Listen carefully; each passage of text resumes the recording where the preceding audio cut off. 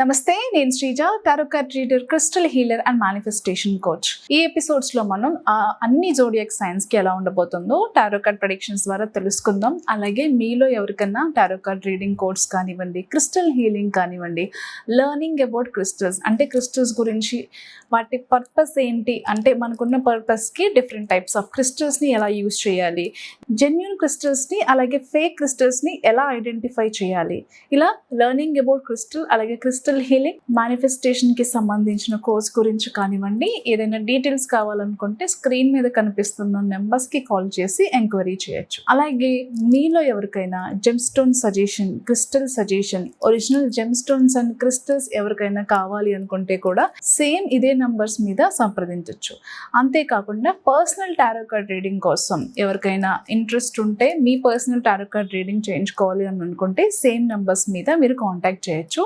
అలాగే మీ వ్యక్తిగత జీవితానికి సంబంధించిన స్టోన్ అంటే క్రిస్టల్ సజెషన్ కోసం కానివ్వండి, టారో కార్డ్ పర్సనల్ రీడింగ్ కోసం కూడా మనం సర్వీసెస్ అనేవి స్టార్ట్ చేసాం. అగైన్ కొన్ని రీజన్స్ వల్ల మనం చేయలేకపోయాం. ఒక 1 year ప్రాపర్ వీడియోస్ అనేవి సరిగా రాలేకపోయాయి. బట్ ఇప్పటి నుంచి కూడా ప్రతిదీ మేనిఫెస్టేషన్ అయినా, టారో కార్డ్ రీడింగ్ అయినా, క్రిస్టల్స్ కోసమైనా మన ఛానల్లో ఎప్పటికప్పుడు లేటెస్ట్ వీడియోస్ అన్ని పోస్ట్ అవుతూ ఉంటాయి. లైక్ చేయండి, షేర్ చేయండి, కామెంట్ చేయండి, సబ్స్క్రైబ్ చేసుకోండి. కామెంట్ సెక్షన్ లో మీరు ఏదైనా విషయాన్ని తెలుసుకోవాలనుకున్నా, ఏదైనా స్టోన్ గురించి కానీ, మేనిఫెస్టేషన్ డీటెయిల్స్ కానివ్వండి, ఏదైనా సరే రిచువల్స్ కానివ్వండి, మనీకి సంబంధించి దేని గురించి అయినా సరే మీకు డౌట్స్ ఉంటే కూడా మీరు కామెంట్స్ రూపంలో నాకు తెలియజేయచ్చు.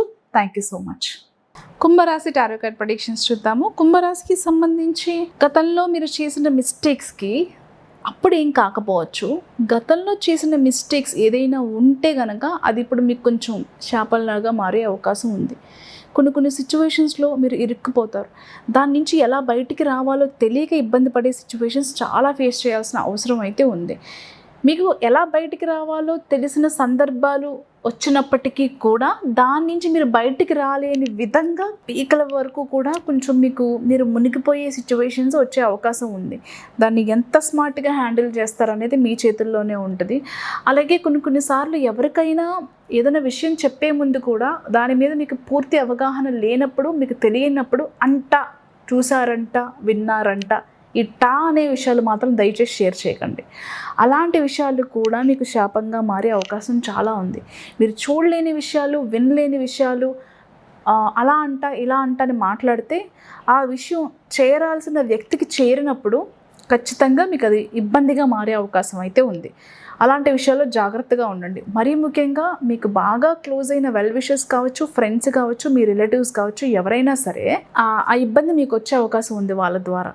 అంతేకాకుండా మీరు పనిచేసే చోట కావచ్చు, మీ రిలేషన్షిప్లో కూడా ఆ విషయాన్ని పక్కన పెట్టేస్తే, మీ రిలేషన్షిప్లో కావచ్చు, మరీ ముఖ్యంగా రిలేషన్షిప్లో సొసైటీ వల్లనో, పేరెంట్స్ వల్లనో, పిల్లలు ఉన్నారనే రీజన్ వల్లనో మీకు ఆ రిలేషన్ నచ్చలేనప్పటికీ, టార్చర్గా అనిపించినప్పటికీ, కొన్ని సంవత్సరాలుగా మీరు ఆ బాధలు ఫేస్ చేస్తున్నప్పటికీ బయటికి అంటే వాళ్ళతో రిలేషన్ బ్రేక్ చేసుకొని బయటికి రాలేని సిచ్యువేషన్లో మీరు ఉండటం అంటే పిల్లలు ఒక రీజన్ కావచ్చు, పెద్దవాళ్ళు ఒక రీజన్ కావచ్చు, సొసైటీ ఒక రీజన్ కావచ్చు. నన్ను ఏమనుకుంటారు, నన్ను ఏం జడ్జ్ చేస్తారు, ఒకవేళ బ్రేక్ చేసుకుని బయటకు వస్తే నేను బతకగలుగుతానా, నన్ను హ్యాపీగా ఉండనిస్తారా, నాకేం ఛాలెంజెస్ ఉంటాయి, నేను ఫేస్ చేయగలుగుతానా, ఇవన్నీ నేను ఓవర్కమ్ చేయగలుగుతానా, ఇలాంటి సిచ్యువేషన్స్ ఉండటం వల్ల కూడా మీకు ఎలా బయటికి రావాలో తెలుసు, కానీ రాలేని సిచ్యువేషన్లో మీరు ఉంటారు.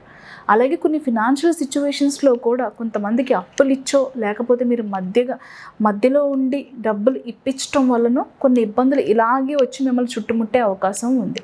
మీ తప్పు లేకపోయినా, మీరు రూపాయి డబ్బులు తీసుకోలేకపోయినా, ఇలా మధ్యలో ఉండి ఇంకొకరికి సహాయం చేయటం వలనో, డాక్యుమెంట్స్ మీద సైన్ చేయటం వలనో మీకు హెల్ప్లెస్గా, ఊబిలో కూరుకుపోయినట్టుగా అనిపించే అవకాశం అయితే ఉంది. కాబట్టి ఒకవేళ ఇలా ఎవరు చేయలేకపోతే చేయకండి, కోరి ప్రాబ్లమ్స్ అయితే తెచ్చుకోవద్దు. రిలేషన్లో ఏది మంచి, ఏది చెడు అనేది మీకు తెలుసు. ఒకవేళ ఏది మీరు చేంజ్ చేయలేని సిచ్యువేషన్స్ నుంచే please come out of this. ఏదైనా సరే బ్యాలెన్స్డ్గా ఉండడం చాలా ఇంపార్టెంట్ ప్రతి విషయంలో కూడా.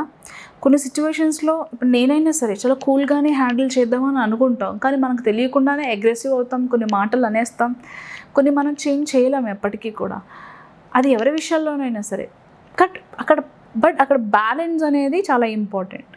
సో బ్యాలెన్స్డ్గా ఉండడం చాలా ఇంపార్టెంట్ ఏదైనా కానీ. మరీ ముఖ్యంగా ట్రావెల్ చేసేటప్పుడు, డ్రైవింగ్ చేసేటప్పుడు చాలా జాగ్రత్తగా ఉండాలి. అండ్ రిలేషన్షిప్ వరకు చూసుకుంటే ఎండ్ ఆఫ్ ద రిలేషన్షిప్స్ కానివ్వండి, పార్ట్నర్షిప్స్ కానివ్వండి, ఎండ్ ఆఫ్ ద సిచ్యువేషన్ అని చెప్పుకోవచ్చు. మీరు రిలేషన్ నుంచి ఖచ్చితంగా బయటకు వచ్చేస్తారు. ఒక పార్ట్నర్షిప్, బిజినెస్ పార్ట్నర్షిప్ నుంచి కూడా బయటికి వచ్చేస్తారు. అవైతే 100% కనిపిస్తున్నాయి. ఏదైనా ఒక సిచ్యువేషన్ ఎండ్ ఆఫ్ ద దశకి వచ్చిందనేది అర్థం. ఓకే, అలాగే కొంతమంది పదవులు కోల్పోయే అవకాశం ఉంది. కుంభరాశికి సంబంధించిన వాళ్ళు కొంతమంది వాళ్ళ పదవులు, వాళ్ళ పోస్టు, వాళ్ళకున్న అథారిటీ అంతా కోల్పోయే అవకాశం కూడా కనిపిస్తుంది మీరు చేసే కొన్ని మిస్టేక్స్ వల్ల. అలా జరగకుండా చూసుకోండి. ట్రావెల్ చేసేటప్పుడు చాలా జాగ్రత్తగా ఉండాలి. యాక్సిడెంట్స్ అయ్యే ఛాన్సెస్ ఉంటాయి. కాబట్టి సెల్ఫ్ డ్రైవ్ చేసేవాళ్ళు, నైట్ డ్రైవ్స్ కానివ్వండి, కొన్ని ఘాట్ ఏరియాస్కి వెళ్ళినప్పుడు, ఘాట్ రోడ్స్కి వెళ్ళినప్పుడు చాలా జాగ్రత్తగా ఉండండి. కొన్ని డిలేస్ అవుతూ ఉంటాయి, కానీ పేషెన్స్తో ఉన్నట్లయితే అన్నీ జరుగుతూ ఉంటాయి. అదొకటి మీరు ఆలోచించుకోవాల్సిన విషయం.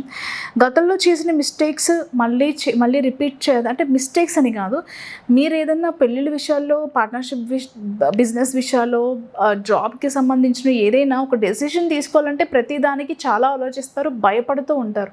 ఎందుకనంటే మీకు ప్రీవియస్గా జరిగిన లాస్ కావచ్చు, ఆ డిప్రెషన్ కావచ్చు, ఏదైనా సరే ఇప్పుడు సరైన డెసిషన్ తీసుకోవడానికి చాలా ఆలోచిస్తూ ఉంటారు. మీ పాస్ట్ ఇన్ఫ్లుయెన్స్ అంతా కూడా దీనికి ఒక అడ్డుగా కనిపిస్తూ ఉంటుంది. ఎందుకంటే universe is always ready to serve you, కొత్త ఆపర్చునిటీస్ ఇవ్వటానికి. కానీ మీరు ఓల్డ్ ప్యాటర్న్స్ని రిపీట్ చేయటం వల్ల, మీకు ఇది కూడా అలా కనిపించడం వల్ల, మీకు మంచి ఆపర్చునిటీస్ వచ్చినా కానీ అవి యాక్సెప్ట్ చేయలేని సిచ్యువేషన్లో మీరు ఉంటారు. అది జాబ్ అయినా, బిజినెస్ అయినా, రిలేషన్షిప్ అయినా, ఏదైనా సరే.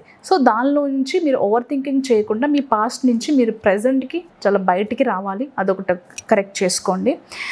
ఇకపోతే బిజినెస్ సంగతి చూసుకుంటే, సోలోగా ఎంటర్ప్రెన్యూర్స్ ఎవరైతే ఉంటారో, ప్రొప్రైటర్స్, సోలోగా బిజినెస్ చేసే వాళ్ళకి చాలా బాగుంటుంది. రియల్ ఎస్టేట్ అయినా, సేల్స్ అయినా, గోల్డ్, డైమండ్స్, క్లాతింగ్, జ్యువెలరీ, మీరు ఏ బిజినెస్లో ఉన్న వాళ్ళైనా సరే సోలోగా మీ టాలెంట్తో మీ బిజినెస్ని ఎవరైతే మీరు రన్ చేస్తున్నారో, మీ బిజినెస్లో మంచి సక్సెస్ చూస్తారు. సేల్ బాగుంటుంది, ప్రాఫిట్ బాగుంటుంది, ఆర్డర్స్ బాగుంటాయి, కొత్త ప్రాజెక్ట్స్ వస్తాయి. అన్ని రకాలుగా కూడా బిజినెస్లో ఉన్న వాళ్ళకి చాలా బాగుంటుంది. ధైర్యంగా ముందుకు వెళ్ళగలుగుతారు. అలాగే మీ బిజినెస్ ఎక్స్పాన్షన్కి సంబంధించిన కొన్ని ఫారెన్ ట్రిప్స్కి కూడా వెళ్తారు.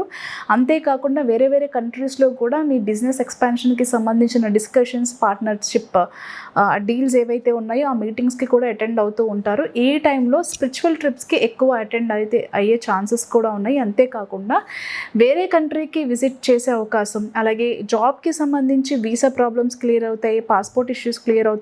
ఆన్సైట్ ఆపర్చునిటీస్ కోసం ట్రై చేసే వాళ్ళకు కూడా అనుకూలంగానే ఉంది. కొన్ని ఇబ్బందులు వచ్చినప్పటికీ కూడా ఖచ్చితంగా 100% మీకు సక్సెస్ అయితే కనిపిస్తుంది. Thank you so much.